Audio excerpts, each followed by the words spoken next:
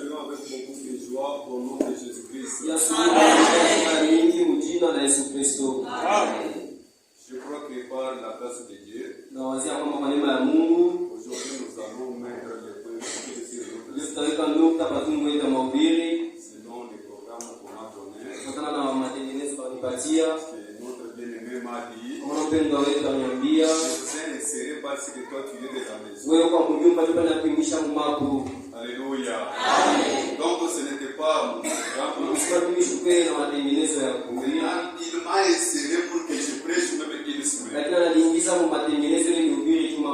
Moi je suis content de cela. Je suis content parce que nous sommes dans la maison de notre Père. Alléluia. Ici c'est chez nous. Quand il va m'appeler, je viendrai même pour des semaines, même pour 3 semaines. Pourquoi j'ai essayé un peu de se synthétiser. Alléluia. Que le très haut vous bénisse. Je crois que vous aimez la parole de Dieu. Mais il faut avant d'écouter la parole de Dieu, il y a un pays au-delà des étoiles.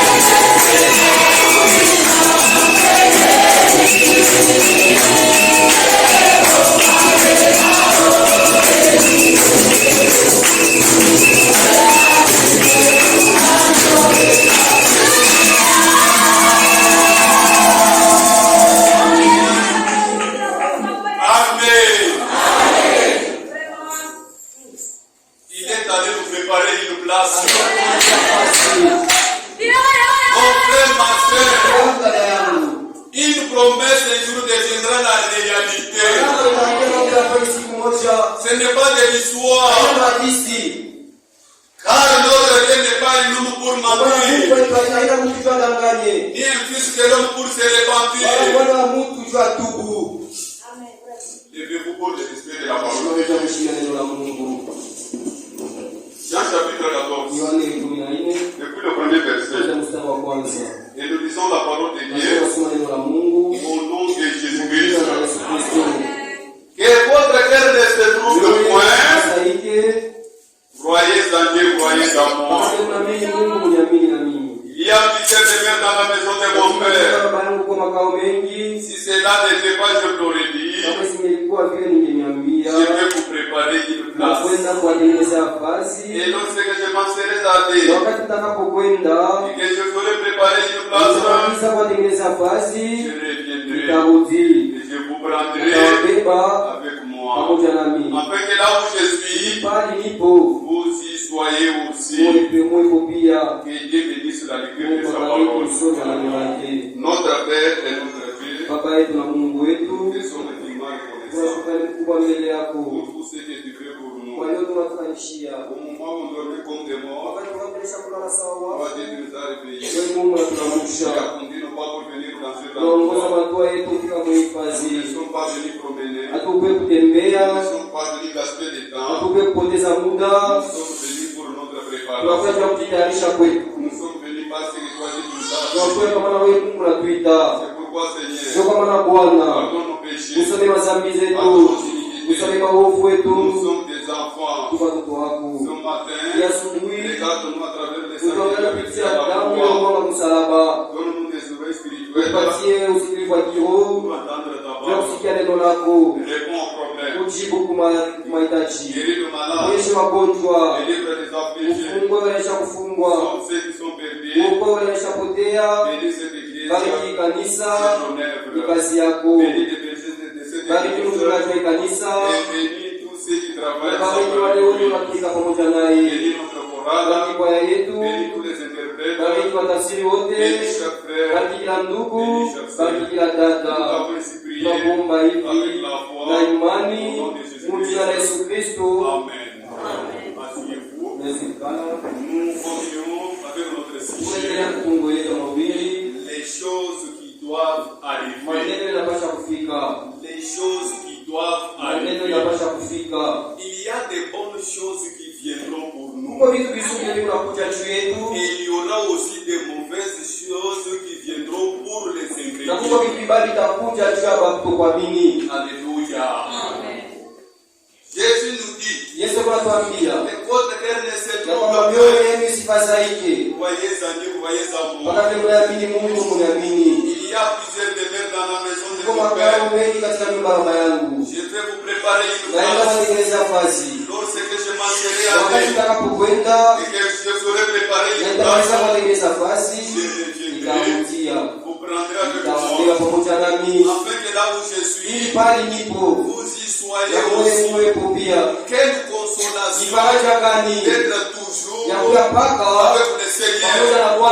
Même jusqu'à ce matin, Jésus n'est pas encore venu. Nous l'attendons. Il n'est pas encore venu. Lorsque Jésus viendra, il nous le travail. Il est la mort. Il est l'air. Alléluia. Il viendra nous faire sortir dans ces corps d'humiliation. Et cette promesse, c'est la promesse principale. Pourquoi la promesse principale? Parce que même les disciples attendaient aussi le retour de Jésus. Alléluia. Ils sont avec moi, Actes chapitre 1er.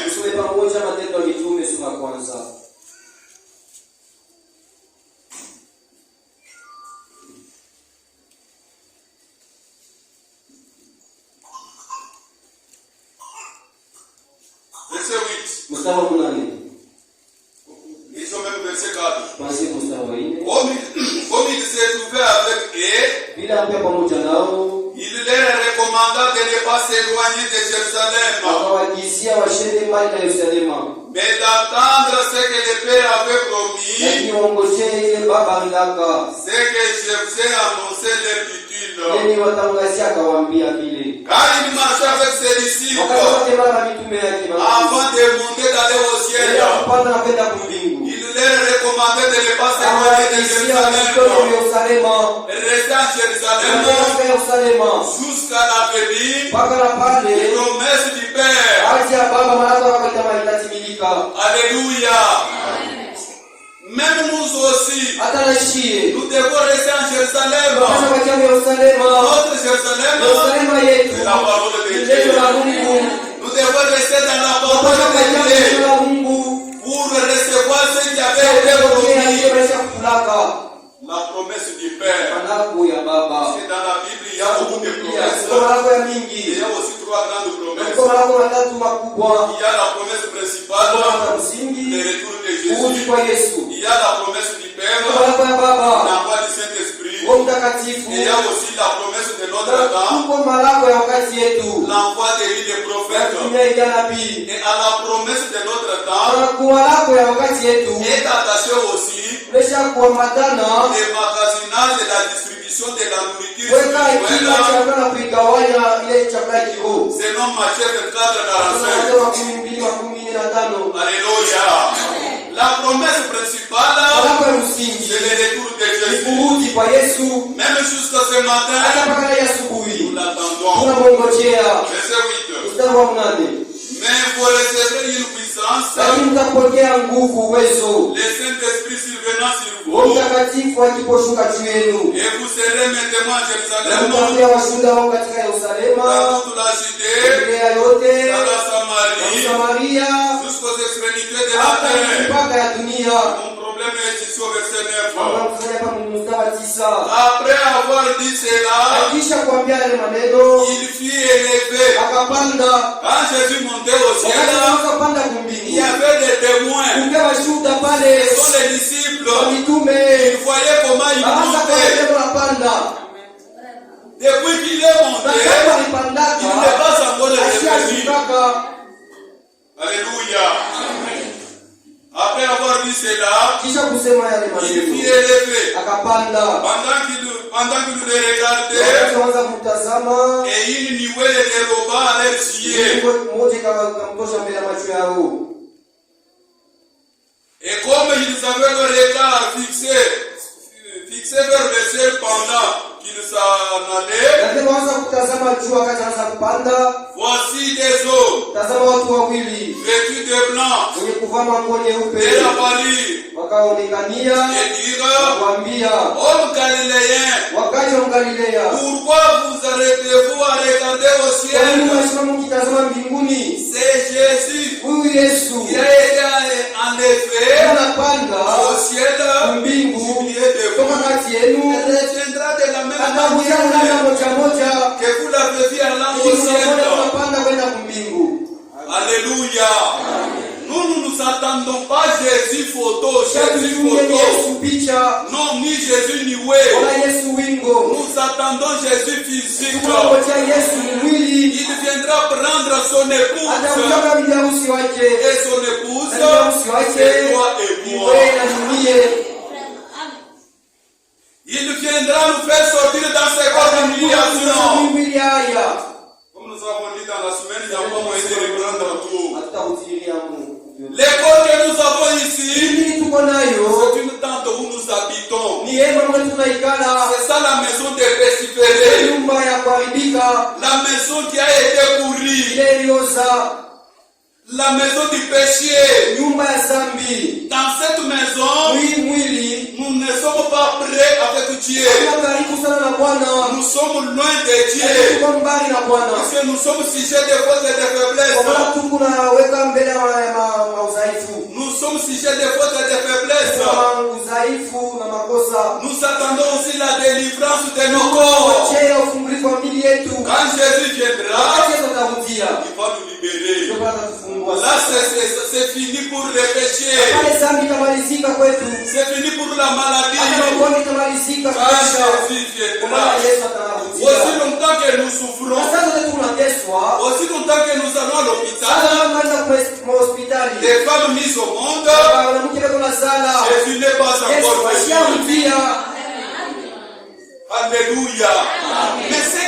que Jésus est déjà venu. Ils sont à l'hôpital, les femmes mises au monde, mais on ne comprend pas. Alléluia. Amen. Nous attendons Jésus. Il est à la porte. Il viendra nous faire sortir dans cette humiliation. Vous voyez, il est allé préparer un endroit où nous allons demeurer avec le Seigneur. Un endroit parfait qu'on appelle la maison de mon Père, c'est-à-dire la dernière future de l'épouse, là où nous serons toujours avec le Seigneur, là où nous allons habiter avec le Seigneur. Jésus viendra pour nous faire sortir dans cette tente où nous habitons. Donc une maison de persévérance, c'est-à-dire une maison pourrie, l'habitation de Satan qui est déjà condamné, tombé, pour nous faire entrer dans la maison de son Père. Dans la maison de son Père, il n'y a pas la souffrance, il n'y a pas de vieillesse, il n'y a pas de difficulté. Alléluia. Il n'y a pas de soucis. Il n'y a que la joie parfaite. Pour lui entrer, il faut que tu sois aussi parfait. Pour être parfait, il faut recevoir la parole parfaite. C'est la parole parfaite qui fait que nous soyons des chrétiens parfaits. Mais toi, la parole que tu écoutes là, est-ce que c'est la parole parfaite? Est-ce que c'est la parole qui prépare l'épouse? Ici à Doumboué, il n'y a pas des endroits où Dieu prépare son épouse. L'endroit où Dieu est en train de préparer son épouse ici à Doumboué, c'est ici au tabernacle chrétien. En dehors du tabernacle chrétien, on ne prépare pas l'épouse. Alléluia. C'est pourquoi nous sommes dans la vérité. La parole que nous avons reçue, c'est la parole de la vérité. Et quand vous connaîtrez la vérité vous affranchira. Alléluia. Je cherche un endroit où on peut préparer mon âme. Là, l'endroit où je vais me préparer. Le ciel et la terre passeront, mais mes paroles ne passeront pas. Dit Jésus-Christ. Alléluia. Quand il dit quelque chose, il est derrière sa parole. Les Corinthiens. 2 Corinthiens chapitre 5. Pour bien commencer, ou bien pour bien continuer.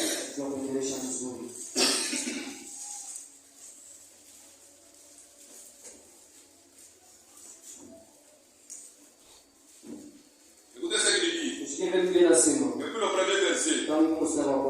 Nous savons en effet que si cette tente où nous habitons sur la terre est détruite, alléluia. Autrement dit, si ce corps ici est mort,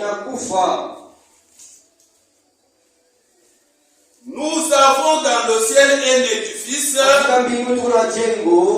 qui est l'ouvrage de Dieu, une demeure éternelle qui n'a pas été faite de main d'homme. Toi et moi, nous sommes formés en secret. Nous sommes formés en secret. Mais ce corps ici, c'est un corps d'humiliation. Mais le corps qui est allé nous préparer, c'est un corps parfait. Alléluia. Qui n'a pas été fait par les mains d'un homme. C'est la maison que Dieu lui-même a préparée pour nous. Je vais vous préparer une place. Naenda kutengenezea nafasi. Je reviendrai vous prendre. Na nitakuja kuwabeba. Il y a plusieurs de mères dans la maison de mon père. Dans la maison de son père, il est allé nous préparer une place. Il viendra nous faire sortir dans ses corps d'humiliation. Écoutez. Aussi nous émissions dans cette tente. Désirant revêtir notre domicile céleste. Vous voyez, c'est la vérité. Nous plairons dans ces corps. Nous sommes sujets de haut et de bas. Nous sommes sujets de fautes et de faiblesses. Étant dans ces corps ici. Mais quand Jésus viendra, ce corps ici va changer. C'est ce qu'il dit dans 1 Thessaloniciens. Prenez avec moi 1 Thessaloniciens.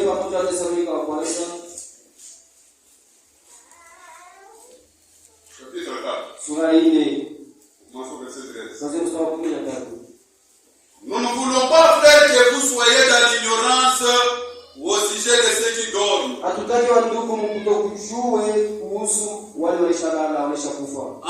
que vous ne vous affligez pas comme les autres qui n'ont pas d'espérance. Car si nous croyons que Jésus est mort et qu'il est ressuscité, croyons aussi que Dieu ramènera par Jésus et avec lui ceux qui sont morts. Voici en effet ce que nous vous déclarons d'après la parole du Seigneur. Nous les vivants. Alléluia. Quand Jésus vient maintenant, nous les vivants. Nous les vivants, et restez pour l'avènement du Seigneur. Nous ne dévancerons pas ceux qui sont morts. Alléluia. Car le Seigneur lui-même a un signal donné à la voix d'un archange et au son de la trompette de Dieu descendra du ciel. Et les morts en Christ et ressusciteront premièrement. Nous verrons les bien-aimés qui sont déjà morts. D'abord, un chrétien ne meurt pas. Un chrétien dort. Mon frère, ma soeur, un chrétien ne meurt pas. Un chrétien, lui, il dort. Un jour, il écoutera la voix. Comme ce qu'avait écouté Lazare. Lazare qui était mort. Qui était mort. Il a écouté la voix de Jésus l'appelait. Lazare, sors. Lazare est sorti. Alléluia. Il n'y a pas de n'importe qui. Et la Bible nous dit dans Romains chapitre 8, verset 1er. Il n'y a donc maintenant aucune condamnation pour ceux qui sont en Jésus-Christ. Nous les chrétiens, nous ne sommes pas condamnés. Ce sont les païens, les ingrédients qui sont condamnés. Qui sont les ingrédients et les païens? Ce sont ceux qui n'ont pas encore cru. Alléluia. Ce sont ceux qui n'ont pas encore cru. Même si on t'a déjà baptisé dans l'eau, il y a des gens là qu'on a baptisé, mais ils n'ont pas crié. Ils n'ont pas fait l'expérience de la nouvelle naissance. Des années de message qui marchent avec la Bible, mais ta vie n'est pas changée. Tu es toujours la même personne. Alléluia. Tu prends des boissons. Tu injures les gens. Tu commets l'adultère. Toi, depuis que tu as crié des années, avec des brochures dans la maison, avec des Bibles en main, ta vie n'est pas changée. Tu es païen comme les autres. Même si tu es au tabernacle, le tabernacle ne sauve pas. Alléluia. Le tabernacle ne sauve pas. C'est lui qui sauve. C'est le Seigneur Jésus-Christ. Si tu prends position pour lui, lui aussi prendra position pour toi. Mes frères et sœurs, l'amour que nous avons ici, l'amour charnel, c'est pour un peu qui t'a fait. Quelqu'un peut te montrer l'amour. Mon ami, je t'aime beaucoup. Je t'aime beaucoup. Je t'aime beaucoup. Vous êtes mes enfants. Je vous aime. Alléluia. C'est l'amour de l'hypocrisie. Alléluia. C'est lui qui peut te dire aujourd'hui je t'aime. Les jours où tu feras le mal, il sera le premier à parler contre toi. Quel est cet amour-là? Hypocrite. Si tu es hypocrite, tu n'entreras pas. Alléluia. C'est la vérité, mes frères et sœurs. Oh, je t'aime. Mais un jour, cet amour-là va tomber. Les jours où tu vas mourir, on te prend. On va avec toi au cimetière. On va commencer à t'enterrer. Les gens peuvent pleurer. À chaque séparation, dans ce corps ici, ça frappe. Ça fait mal. Ça blesse. On peut pleurer. Tu m'as laissé. Pourquoi tu m'as laissé comme ça? Pourquoi? Oui, mes frères et sœurs, si tu l'aimes, accepte de contenter avec lui. Alléluia. Maintenant, si on dit, aussi c'est comme ça, j'ai contenté avec lui. La personne dira, non, ça c'est son tour, j'attends aussi mon tour en moi. La personne dira, tout le monde retourne à la maison. C'est-à-dire, à la tombe, tout tombe. Même si tu es professeur, à la tombe, tout tombe. Même si tu es élève, à la tombe, tout tombe. Même si tu es prédicateur, à la tombe, tout tombe. Alléluia. Même si tu es gérant dans un grand magasin, à la tombe, tout tombe. Même si tu as le téléphone Android, à la tombe, tout tombe. On ne va pas t'enterrer avec ton téléphone. On ne va pas t'enterrer avec tes amis. Alléluia. Pendant que tout le monde t'abandonne, c'est pour nous montrer que notre amour là, c'est l'amour pour le peu de temps. C'est l'amour charnel.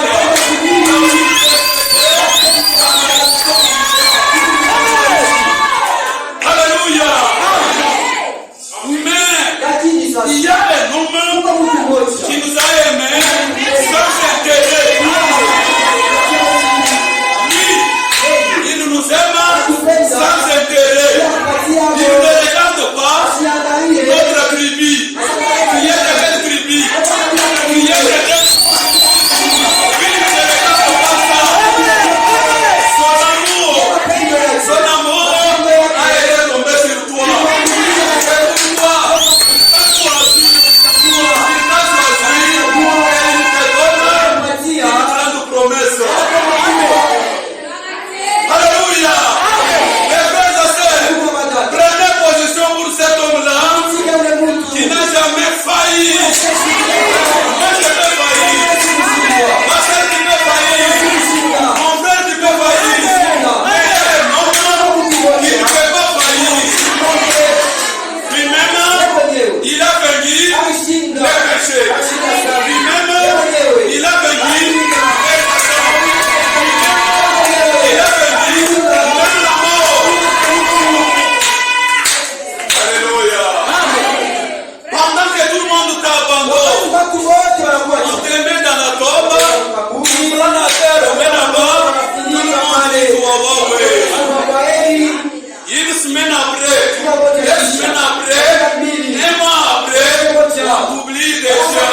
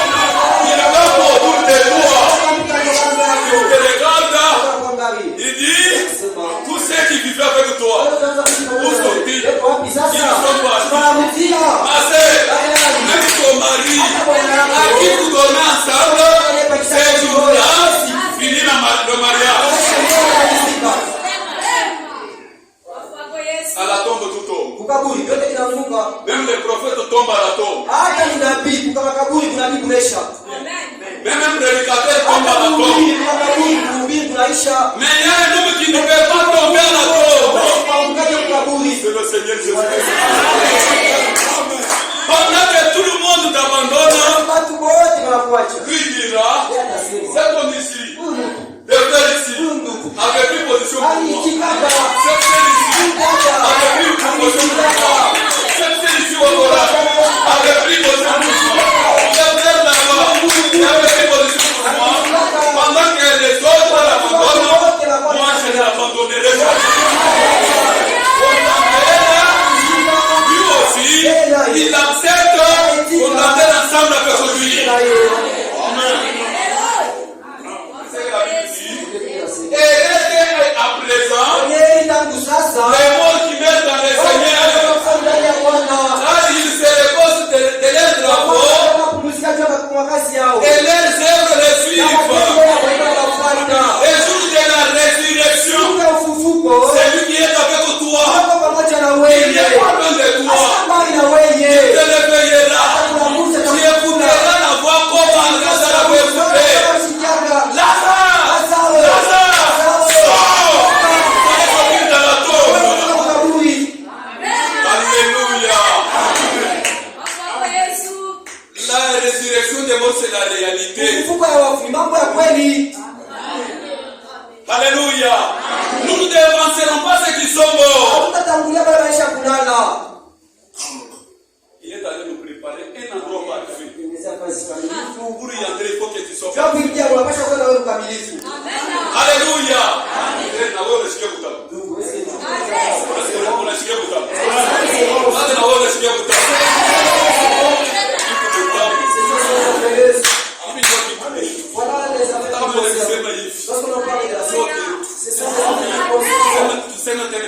De quoi nous parler d'autre?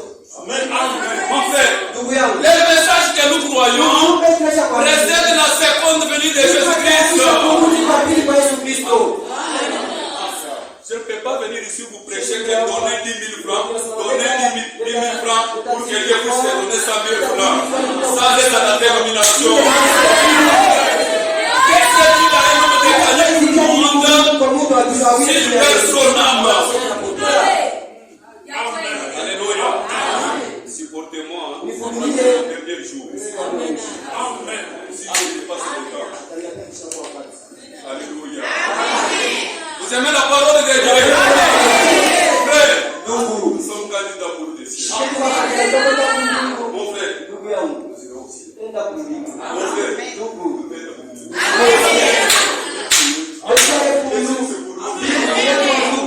le ciel, c'est pour nous. Vous pouvez le ciel. Tu vas vérifier ça. C'est toi. La Bible dit, pour vous frères, comme Isaac, vous êtes enfants de la promesse. Galate chapitre 4, verset 21. Pour vous frères, comme Isaac, vous êtes enfants de la promesse.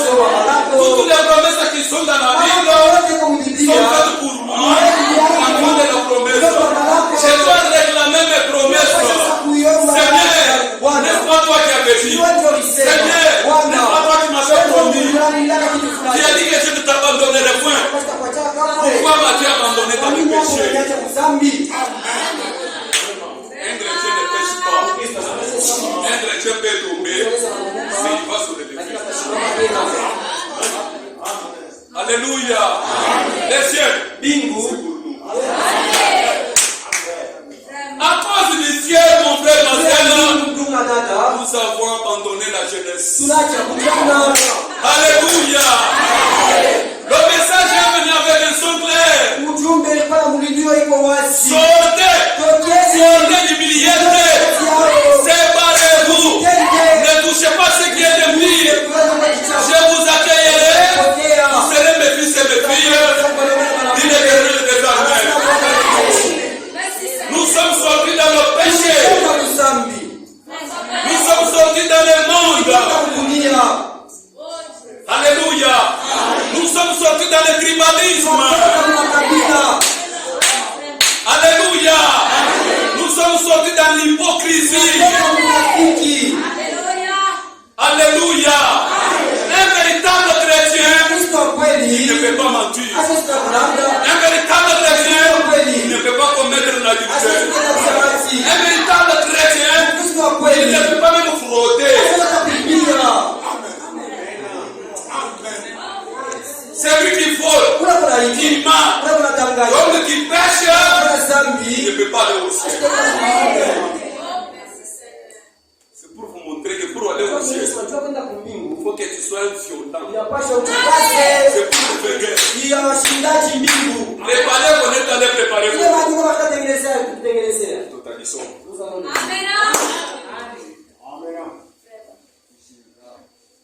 Alléluia. Amen. Vous restez comme ça, croisez les bras, afanye kitu ukitaenda kumbingu, utaenda kumbingu. Le ciel. Le ciel est dans tu es un grand réaliste, uko kabila, uko mwishi, msharati. Toi, quand tu commences à parler, wakati unaanza kusema, parle comme quelqu'un qui a été branché même au courant. uko sababu unaweza kuchomeka kwa uko sema hapana kusimamisha. Amen. Amen. Amen. Nous avons monté le véhicule ici avec une femme. Donc, dès que le véhicule commence à partir, la femme commence à parler. Bakael, passe jusqu'à Kumbashi. Il y a d'autres personnes qui parlent. J'ai dit, oui, quand même, on me dit, alléluia. Il y a des femmes qui parlent plus que les autres. Mais celui qui parle de trop ne manque pas de mais tu ne peux pas aller au ciel. Le ciel. Il y a quoi de nous bien là? Le ciel est chez nous. Vous êtes fâché, frère? Vous êtes fâché l'autre fois? Il y a Dieu. Que je continue. Nous sommes dans la maison de votre Dieu.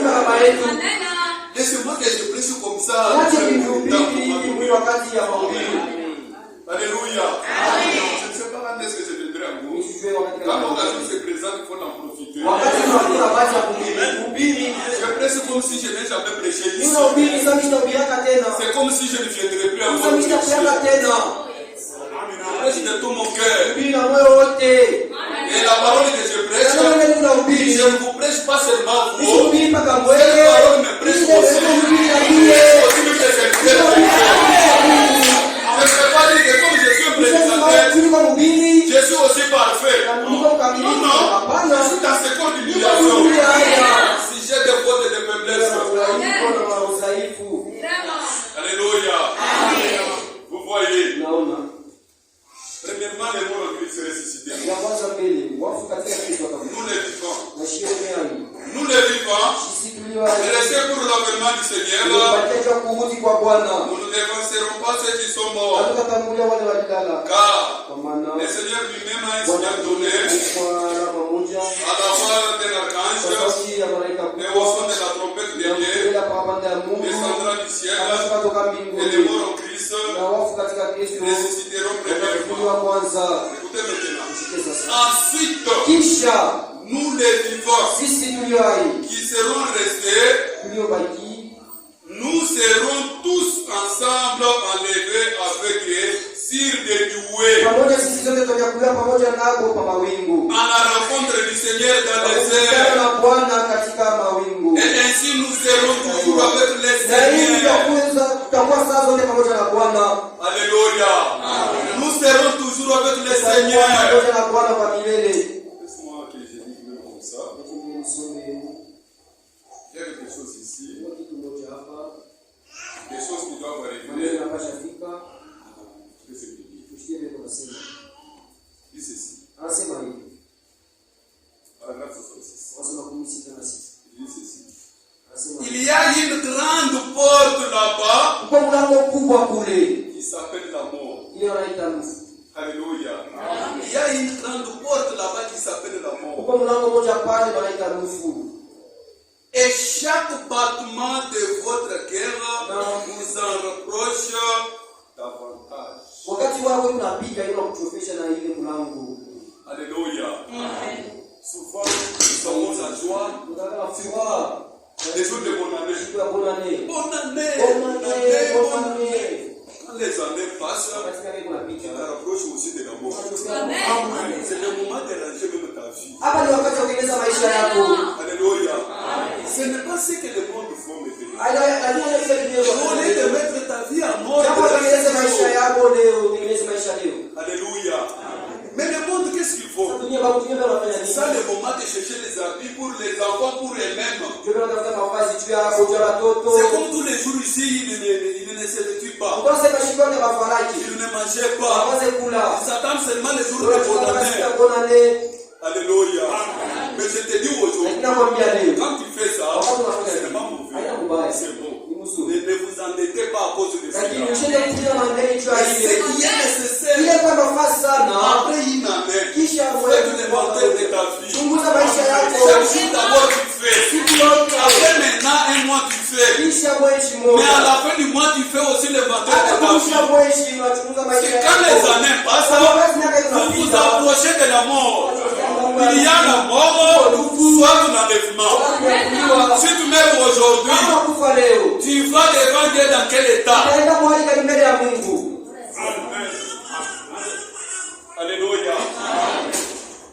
Tu seras au ciel. Au ciel, on ne va pas frauder. Amen. Le ciel. On ne va pas frauder. Je vais vous montrer un fraudeur dans la Bible. Il avait fraudé pour entrer dans la salle de noces. On lui a regardé parmi les gens. Il était au coin. Et il y avait beaucoup de gens. Le maître de noces, il est venu. Il a regardé parmi les gens. Il a trouvé quelqu'un qui n'a pas l'habit de noces. Mais c'est Dieu d'abord. Mais comment tu es ici? Tu n'as pas l'habit de noces. Ici, ce n'est pas ta place. Allez, vous les serviteurs, prenez cet homme. Mettez-le dehors. Donnez-le dedans. Alléluia. Vous allez lire ça dans Matthieu 22. Alléluia.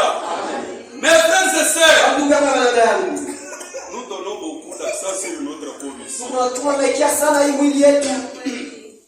Regardez comment vous êtes vêtus. C'est très bien. Est-ce que le mobile? Même moi aussi. Est-ce que le mobile? C'est bien. C'est bien, non? Mais ça, devant notre Dieu, ce n'est pas même la vie. Quand tu es médical,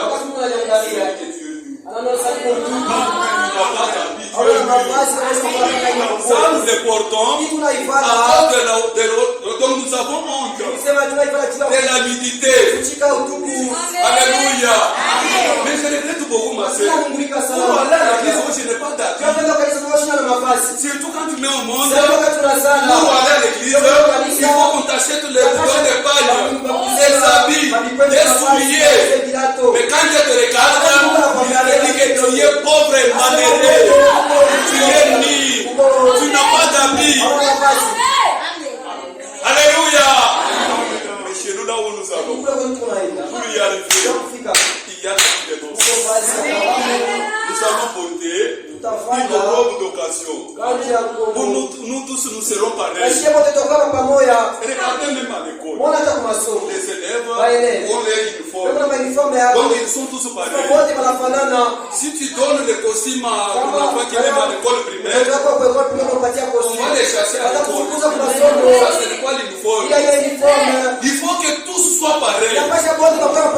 Quand nous irons là-bas, nous serons tous pareils. Parce que nous sommes en uniforme. Notre uniforme, c'est une robe d'occasion. Hier au matin, le 17 décembre, pour la foi, cherchez-les ici. Dans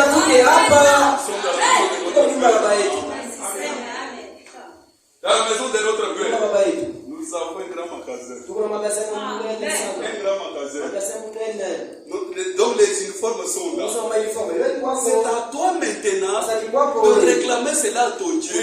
Seigneur, c'est toi qui me l'as promis. Donne-moi l'uniforme pour que je puisse aussi aller. Donc si tu as cet uniforme, c'est-à-dire tu as déjà les billets. On te regarde,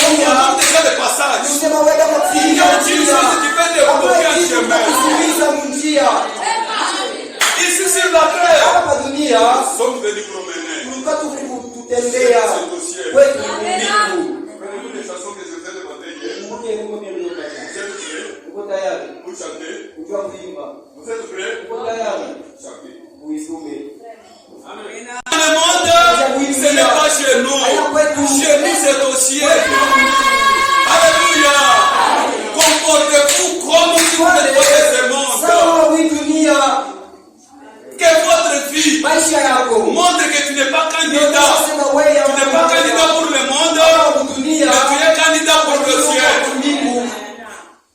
Vous n'êtes pas prêts? Rassembler tous les venus des quatre coins de la terre.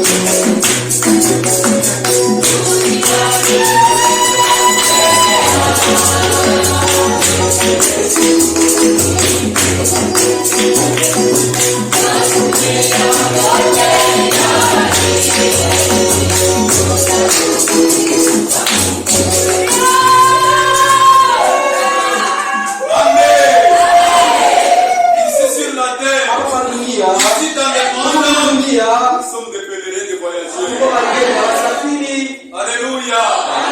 Nous sommes des voyageurs et des pèlerins. Un visiteur ne peut pas prendre le contrôle dans la maison de Dieu. Le monde, ce n'est pas pour nous. Nous ne pouvons pas prendre le contrôle dans le monde. C'est pourquoi la Bible dit, ne veut pas le monde, ni les choses qui sont dans le monde. Celui qui aime le monde n'a pas l'amour de Dieu. Vous vous habillez comme les mondains, vous vous comportez comme des mondains. Mon frère, ma sœur, abandonnez la mondanité. Ubiache vile vitu na vile vitakuacha. Ubiache na vile vitakuacha. Vous vous rangez votre corps, vous vous habillez comme un mondain. Piga marteau ça. Il est digné au moins une dénomination. Et ils disent, Dieu ne voit pas, il ne voit pas l'extérieur. Il voit seulement l'intérieur. Mais nous croyons l'extérieur. L'extérieur reflète l'intérieur. C'est ce qui montre l'intérieur. Ma sœur, si vous voulez que n'importe qui peut jouer de toi, habille-toi comme un Dumba. Même un enfant va jouer de toi.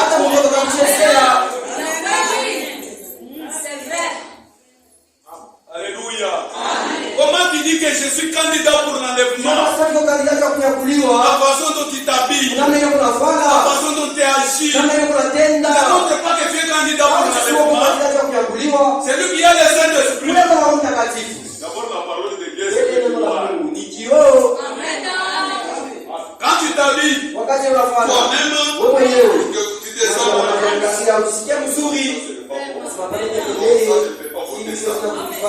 Ça c'est quand j'étais maître. Mais maintenant, je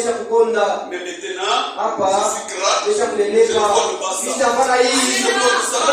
Ça montre donc même les sous-vêtements.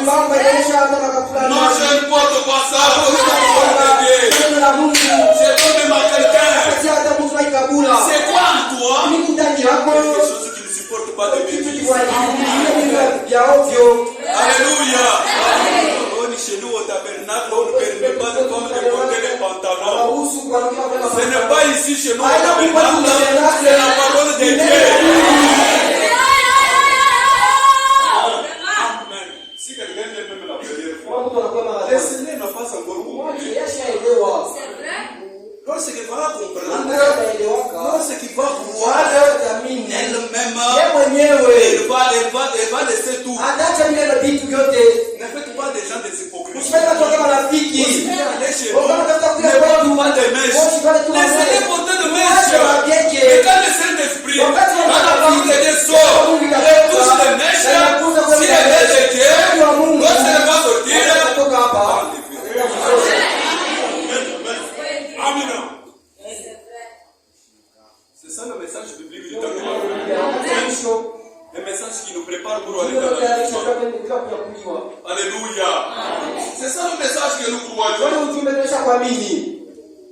Continuons à lire. Paragraphe 66 là.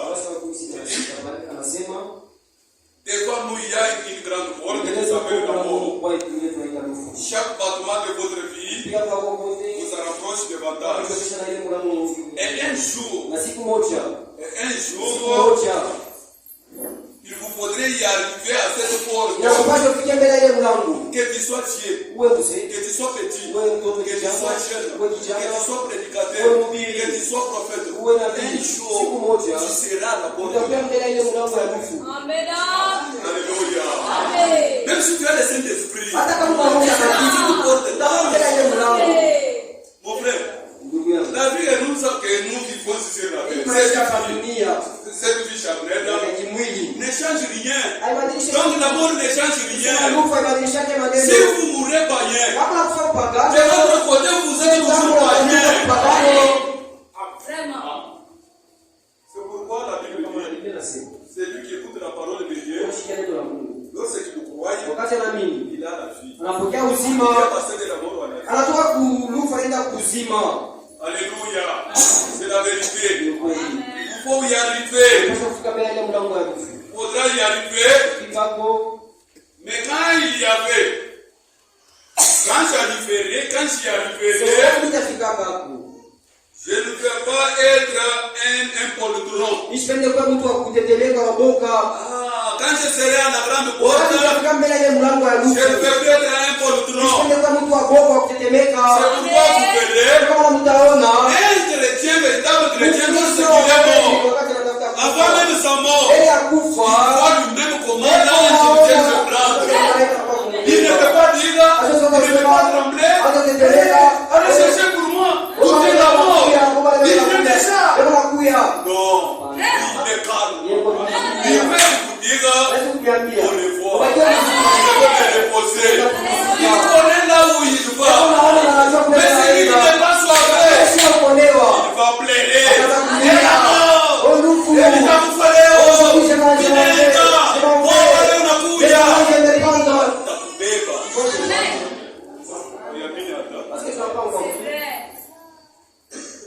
cherchez Dieu pendant qu'il se trouve. Invoquez-le tandis qu'il est prêt. Je ne serai pas un poltron. Vous voyez, un pégré. Vous voyez, je ne vais pas entrer là seulement avec le Père.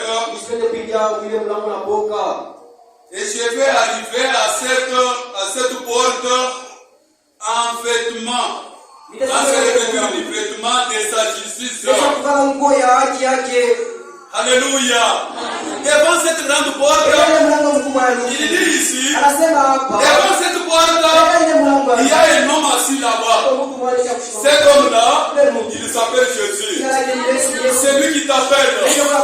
Quand tu commences à partir, il te voit. Tu es habillé en habit de noces. Tu es habillé dans une robe d'occasion. Il te voit. Celui-là c'est pour moi. Viens. Et tu entres de l'autre côté, tu te reposes. Mais un péré, un poltron. Donc il n'a pas crié. Cherchez Dieu pendant qu'il s'est trouvé. Invoquez-le tandis qu'il est prêt. Amen. Alléluia. Écoutez. Hébreux chapitre 13. Nous sommes au verset 14 et 15. Écoutez ce qu'il nous dit à cause. Car nous n'avons pas ici-bas des cités permanentes,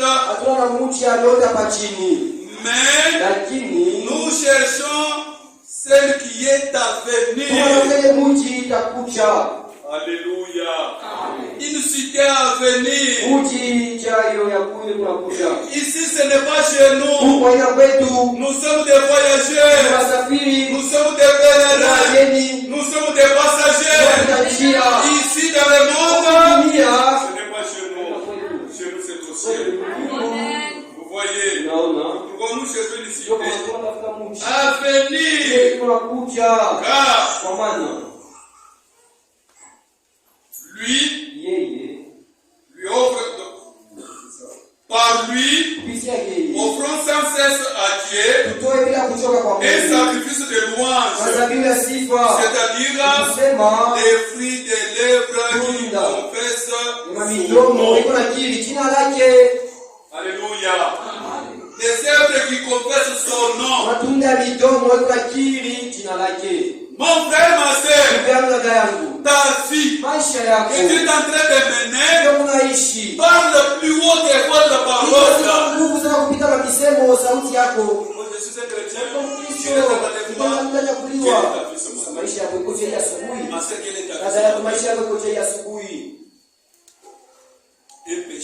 es dans un péché. Frère, quelle est ta vie ce matin?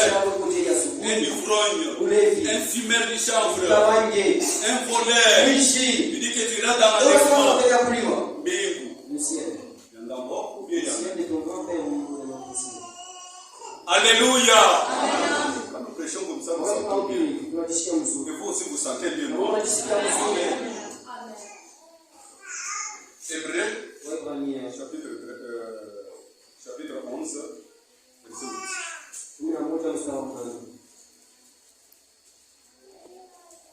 C'est par la foi d'Abraham, lors de sa vocation,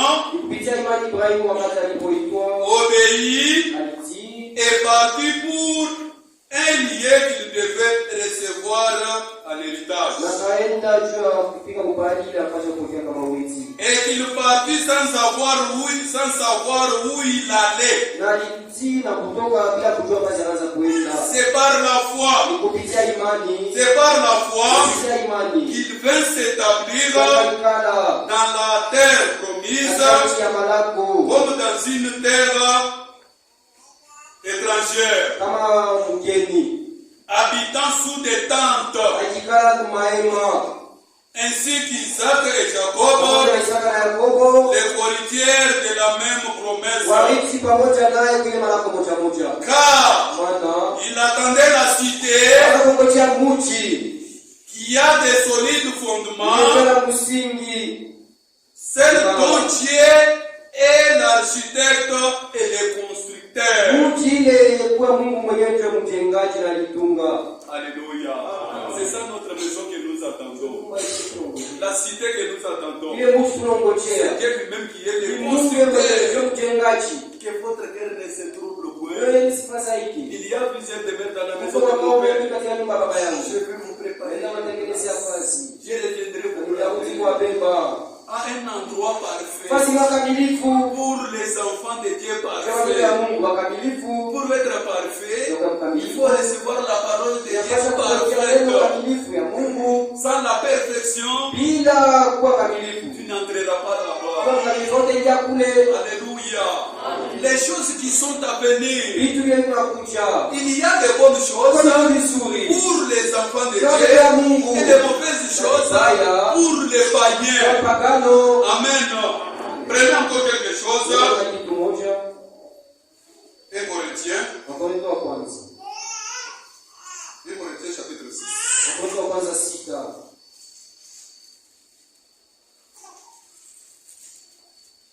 1 Corinthiens 6.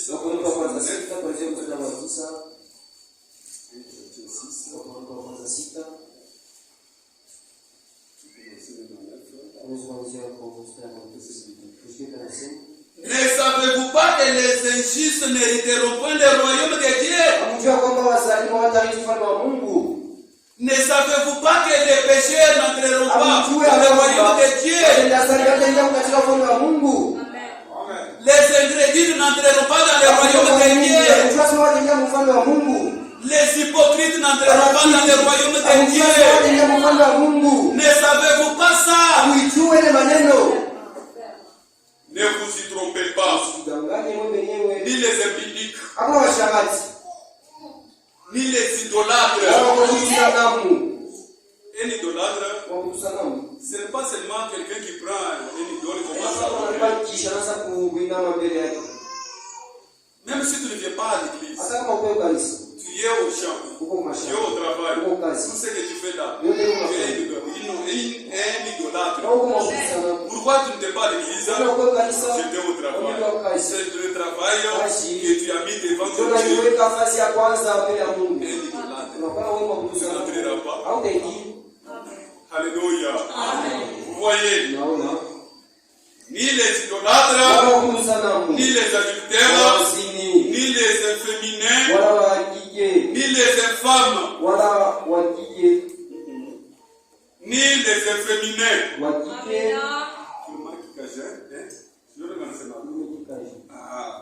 C'est-à-dire un homme qui n'a pas même la voix d'autorité devant sa femme. C'est un inféminé.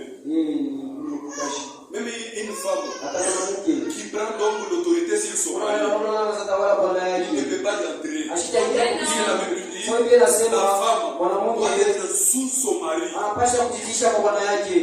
Alléluia. Ni les infâmes, ni les voleurs, ni les cupides. Kupenda makuta sana, weye hawataweza kukuonesha makuta. Kama watakuonesha makuta, roho inaanza kupika pam pam pam pam pam. Kipinde. Il y a des femmes comme ça et des frères comme ça. Lui, quand il voit l'argent, au moins s'il prend cet argent, quand il sera content. Mais s'il ne prend pas,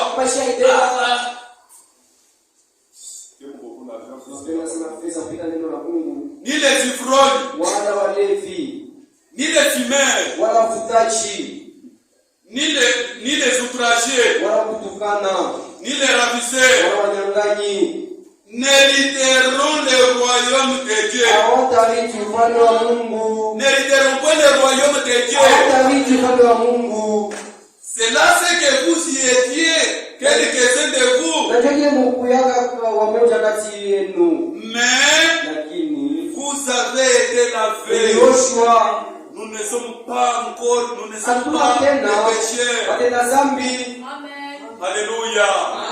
Mon frère, tu dois être honnête dans la parole de Dieu. Quand nous prêchons comme ça, quand nous citons un agriculteur, si quand tu n'es pas un agriculteur, un ivrogne n'entrera pas. Alléluia. Mais tu cherches là où on t'a touché. C'est là où tu vas commencer ta prière. Seigneur, aide-moi. Je vais aider. Quand les uns entreront, je vais entrer. Aide-moi. Il va t'aider. Et il aide ceux qui sont exemples. Vous voyez? Mais vous avez été sanctifiés.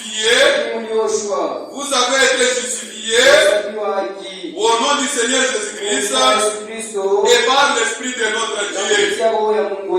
Alléluia. C'est la vérité. Et pour dire, tout m'est permis, mais tout n'est pas utile.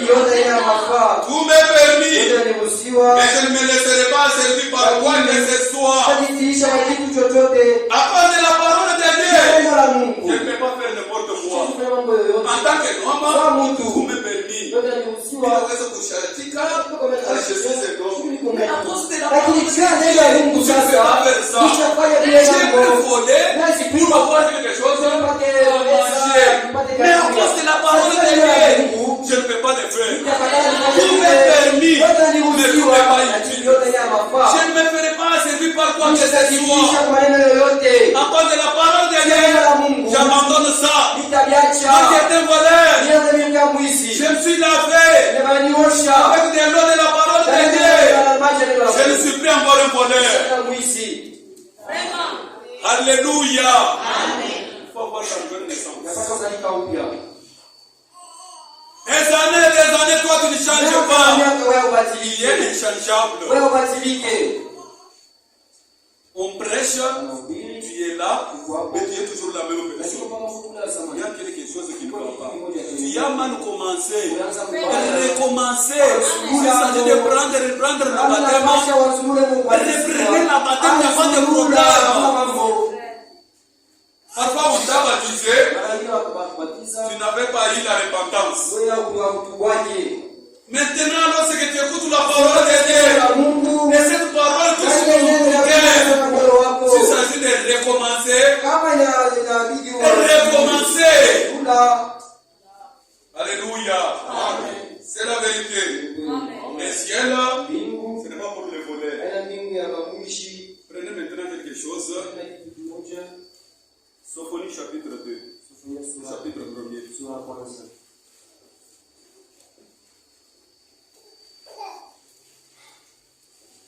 On avait dit ça la semaine passée par le frère.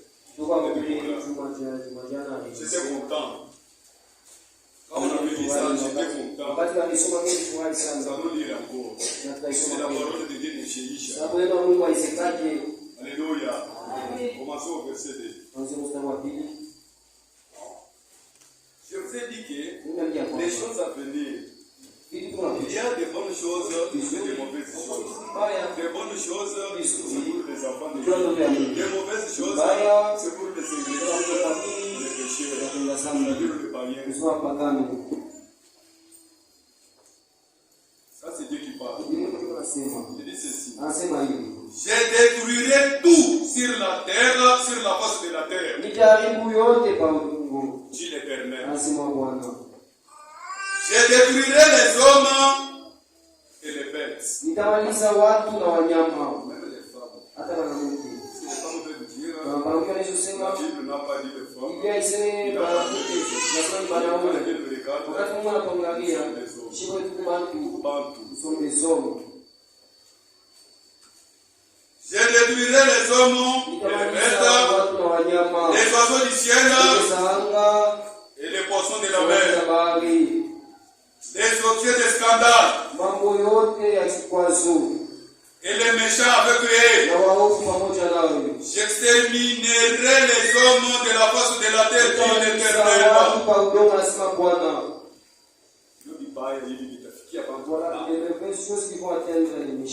Alléluia. Mais le message est venu pour que nous ne pas y entrer dans le mauvais jour. Ça c'est le mauvais jour. Écoutez, verset 14. Les grands jours de l'Éternel est proche. Il est proche. Il arrive en toute hâte. Les jours de l'Éternel fait entendre sa voix. Et les héros poussent des cris amers. Ces jours est un jour de fureur. Un jour de fureur. Un jour de détresse. D'angoisse. Un jour de ravage. Et de destruction. Un jour de ténèbres. De l'obscurité. Un jour de nuée. Et de brouillard. Alléluia. Les lois changeront ensemble. Ces jours-là, vous allez chercher la mort, vous ne trouvez pas la mort. Tu peux entrer dans l'eau, pour que tu meurs même dans l'eau. L'eau te dira, il n'est pas temps de prendre ton sang. Retourne sur la terre.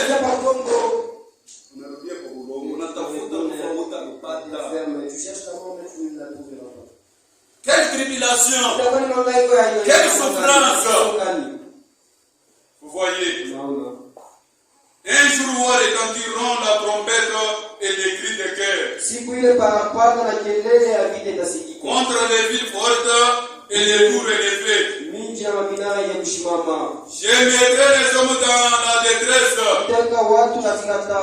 Ils marcheront comme des aveugles parce qu'ils ont péché contre l'Éternel.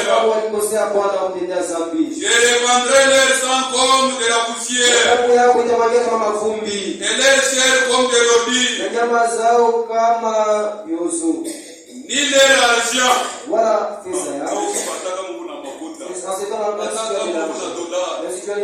Le dollar ne peut pas te délivrer. Alléluia. Même si tu es dans l'étage, Dieu ne peut pas craindre ton étage là que tu as. Alléluia. Même si tu es dans le véhicule, Dieu ne peut pas craindre ton véhicule. Même si tu as des millions de dollars, ces jours-là, tant pis pour toi. C'est pourquoi cherchez-les pendant que vous êtes.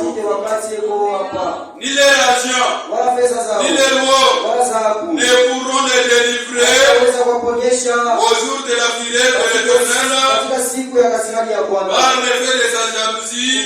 Où le pays sera consumé. Car il détruira soudain tous les habitants du pays. Alléluia. Amen. Mais il nous donne l'occasion d'écouter au chapitre. Rentrez à vous-même. Examinez-vous. Nation sans pigueur. Retournez en vous-même, vous les péchés. Il est temps, on vous prêche la parole de Dieu. Croyez. Aujourd'hui, si vous entendez ma voix, n'endurcissez pas votre cœur. Croyez. Il y aura un jour où vous allez le chercher, vous ne le trouverez plus. Avant que les décrets s'exécutent, jours passent comme de la balle, avant que la colère ardente de l'Éternel tombe sur vous, avant que les jours de la colère de l'Éternel fondent sur vous, examinez-vous, croyez la parole de Dieu, avant que ces jours viennent, croyez la parole de Dieu, croyez son message, c'est le message de la préparation, qui te prépare pour aller dans l'enlèvement. Cherchez l'Éternel, vous tous humbles du pays, qui pratiquent ses ordonnances, et recherchez la justice, vous qui croyez, et recherchez la justice de Dieu, et recherchez l'humilité. Peut-être serez-vous épargnés au jour de la colère de l'Éternel. Croyez ce message, ces jours-là, vous serez épargnés. Les jours de vengeance. C'est pourquoi pour nous les chrétiens, la Bible dit, il n'y a donc aucune condamnation pour ceux qui sont en Christ. Nous les chrétiens, nous ne sommes pas condamnés. Nous ne nous attendons pas les derniers jugements. Notre jugement, c'est lorsque nous sommes dans la maison de Dieu. Au moment où nous écoutons la parole de Dieu, ce sont les avertissements et les jugements. Alléluia. Dieu est en train de te juger. Toi voleur, abandonne le vol. Toi l'adultère, abandonne ça. Toi insoumise femme, abandonne cela. Toi qui portes les habits immoraux, laisse ça. Alléluia. Tu dois te vêtir comme une sainte. Entrez en Jésus-Christ. Ces jours-là, vous serez épargnés. C'est pour cela que vous voyez ce message. Avant que la colère de Dieu arrive sur la terre, nous serons déjà au palais. Alléluia. Dieu ne peut pas frapper le monde ensemble avec ses enfants. Il nous prend et il nous met au palais. Et puis le malheur commence sur la terre. Nous serons déjà là-bas dans le palais. Là nous allons fêter. Nous allons danser. Nous serons toujours avec le Seigneur. Là il n'y aura plus de pleurs. Alléluia. Alléluia. Là nous serons toujours avec le roi des rois. Celui que nous avons aimé sans avoir vu. Mais quand nous le verrons avec nos yeux, ça sera comment? Alléluia. Je l'ai crié par la parole de Seigneur qu'on va prêcher. Je ne l'ai jamais vu. Mais quand je le verrai, mon frère, ma soeur, ça sera comment? Nous le verrons.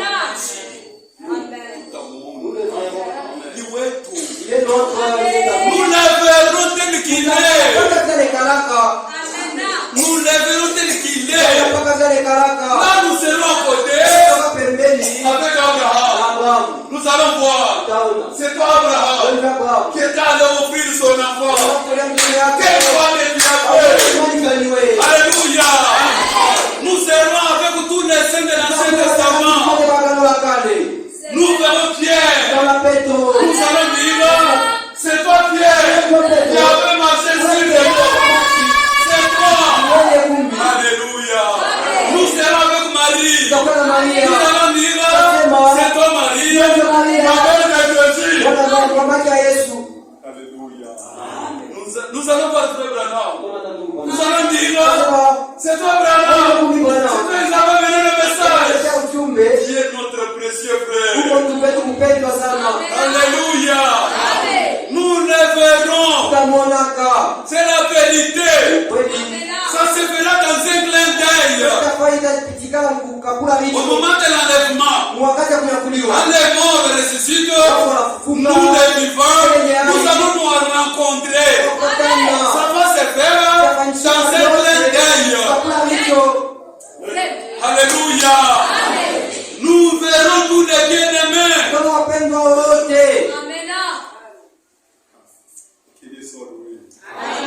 Des bonnes choses. Des choses qui sont à venir. Mon frère, ce ne sont pas des choses à rater. Si tu rates ça, prends tes bagages, allez lentement dans l'enfer. Prenez seulement vos bagages. Allez lentement.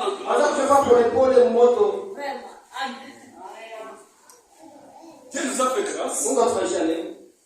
Un jour, moi qui est, je reviens ici. Ma sœur, et toi aussi, tu verras Jésus. Je suis là que tu chantes, et tu n'as pas encore vu. Et tu chantes, tu danses à cause de cet homme-là. C'est cet homme-là qui te chante.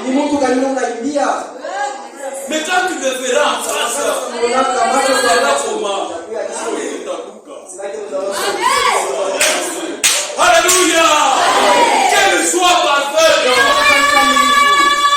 Il y aura la joie parfaite dont nous allons oublier toute la souffrance vécue sur la terre. Quand Jésus viendra, il pour aller prêcher à tout le monde. Amen. C'est fini. Alléluia. Vous avez la joie. Mon frère, vous avez la joie. Ce n'est pas la joie que moi j'ai ça. Je sais pas si vous aussi avez senti. Alléluia. Donc quand nous le verrons, ça tout le temps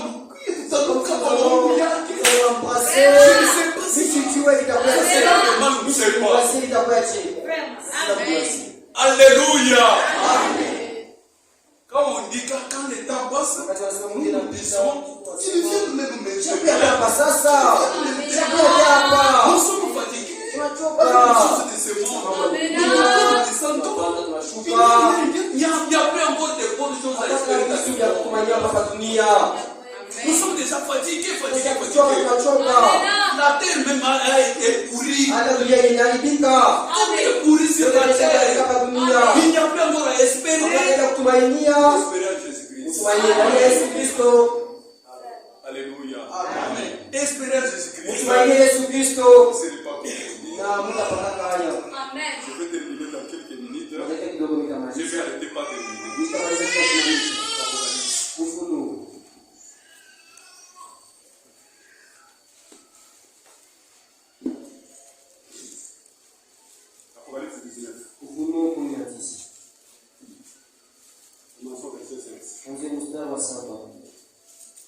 Réjouissons-nous et soyons dans l'allégresse. Vous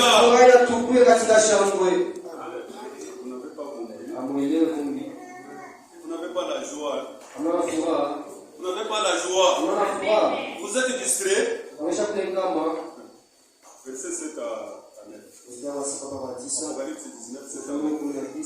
Réjouissons-nous et soyons dans l'allégresse. Moi je dis Amen. Et donne-lui gloire. Donne-lui gloire. C'est lui qui mérite la gloire. C'est lui qui mérite la gloire. Donne-lui gloire. S'il me guérit, c'est sa gloire. C'est pour sa gloire. Alléluia. S'il me donne quelque chose, c'est pour la gloire. S'il fait quelque chose dans l'église, c'est pour sa gloire. Et réjouissons-nous et soyons dans l'allégresse parce que Jésus est en train de nous préparer une place.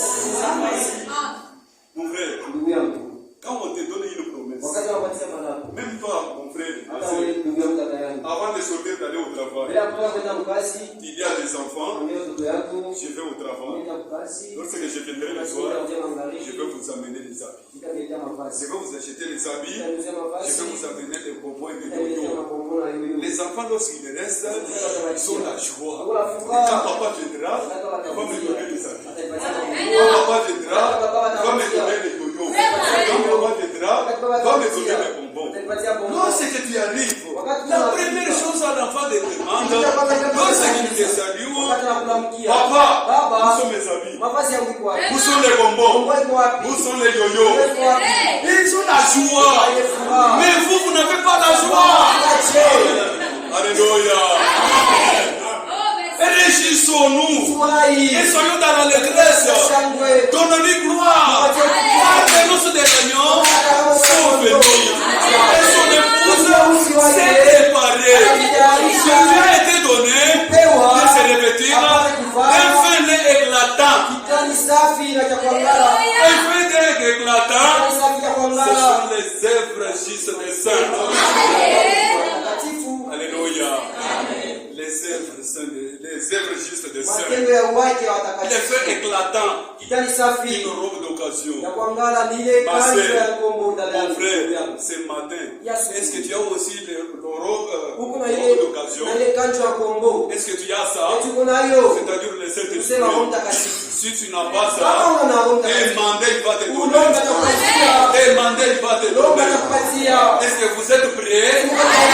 Demandez quelque chose. Ne demandez pas l'argent. Non, ne demandez pas Seigneur, guéris-moi.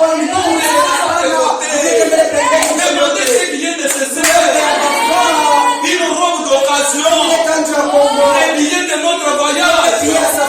Demandez le Saint-Esprit. Mon frère, ma sœur, vous êtes le plus malheureux ici dans le monde si vous n'avez pas du Saint-Esprit. Alléluia. C'est ça ma prédication. Ne demandez pas d'autres choses. Ne dites pas que j'ai déjà eu ça. Je ne demande pas. Tu dois demander. Parfois tu confonds ce que tu as. Tu crois que c'est ça le Saint-Esprit. Mais c'est quelque chose qui est semblable au Saint-Esprit.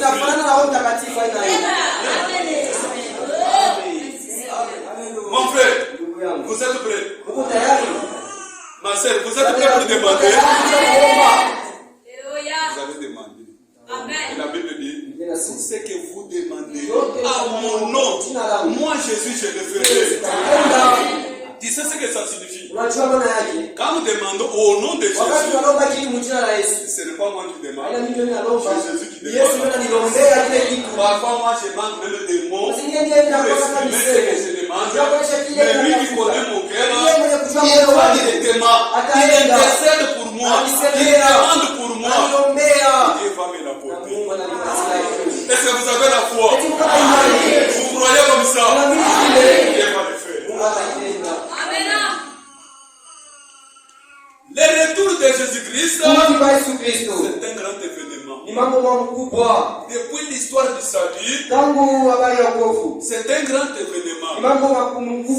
que Frère Franck nous dit ici, dans la lettre circulaire, octobre 2013, mon page 8.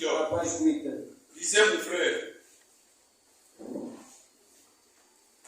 Le retour de Christ, qui est tous les croyants attendent depuis son ascension, sera le plus grand événement de tous les temps de l'histoire du salut. Car ainsi nous serons toujours avec le Seigneur. Enoch fut enlevé, cela fut réel. L'enlèvement, c'est la réalité. C'est un grand événement. Les gens seront surpris et étonnés.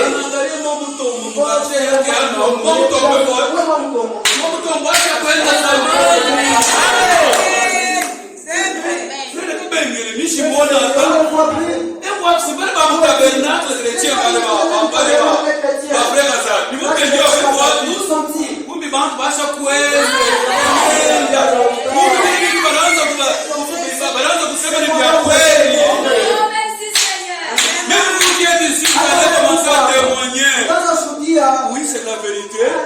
Moi j'étais là, mais je n'étais pas leur frère.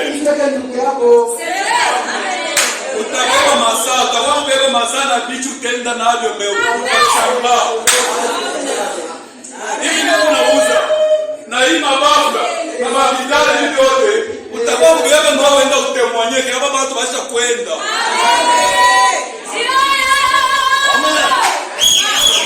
Kuye tuende kwetu. Msije fene porto kwa. Attention yangu iko sur ya Jésus. Seigneur venez. Si fatigué de choses